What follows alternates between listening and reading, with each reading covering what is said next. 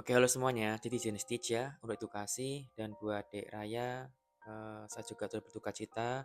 Semoga beliau ditempatkan yang terbaik di sisinya dan juga keluarga yang ditinggalkan diberi keikhlasan.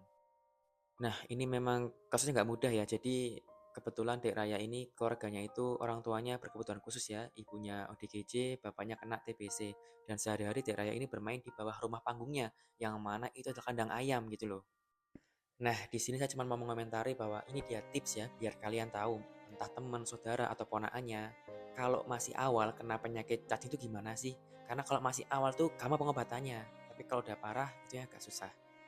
Di video sebelumnya, kok bisa cacingnya itu keluar lewat hidung gitu loh? Nah, ini jawabannya. Jadi, daerah ini terinfeksi oleh cacing namanya Ascaris lumbricoides. Kayak gini cacingnya ya, yang secara umum disebut sebagai cacing gelang ya. Nah, dia itu diduga karena sering bermain di bawah kandang ayam gitu loh. Jadi dia itu terinfeksi ya dari telurnya nih. Telurnya itu dia bisa lewat makanan atau mungkin kuku tangan yang hitam-hitam itu juga bisa. Nanti dia akan tertelan di mulut.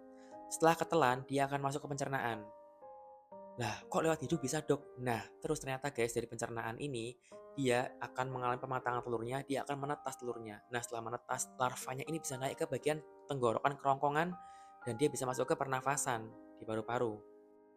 Makanya ada juga orang yang kayak batuk, keluar cacingnya. Nah, itu larvanya, hati-hati. Nah, biasa pada anak-anak ketika dia udah batuk, dia akan ditelan lagi. Nah, ketika ketelan dia masuk ke lambung, masuk lagi ke sini lagi dia muter. Nah, di sini di usus halus dia akan berkembang biak makin banyak tuh cacingnya. Nah, di usus ini dia akan makan sari-sari makanan adiknya, nutrisinya, dan juga zat gizi dia makan semua. Yang lebih parah lagi, dia juga bisa membesar. Nah, dia bisa bikin obstruksi atau bikin penyumbatan di usus. Makanya bisa bikin perut juga buncit.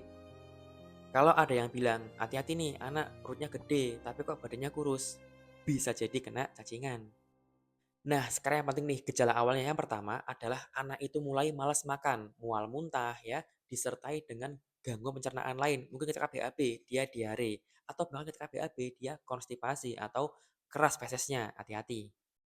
Berikutnya, secara umum nih, lemas, letih, lesu, nggak bersemangat, mungkin buat belajar nggak fokus, nilainya menurun, hati-hati. Itu karena apa? Karena nutrisinya nggak terpenuhi akibat dimakan oleh cacingnya tadi. Yang berikutnya, ini katanya jelas ya, bisa ketika dia BAB keluar cacingnya, atau mungkin ketika dia batuk keluar cacingnya, ya. Pada anak-anak, nah ini cukup khas, kalau biasanya anak-anak itu dia mengalami buncit perutnya, tapi badannya itu kurus, nah itu hati-hati, diperiksakan aja.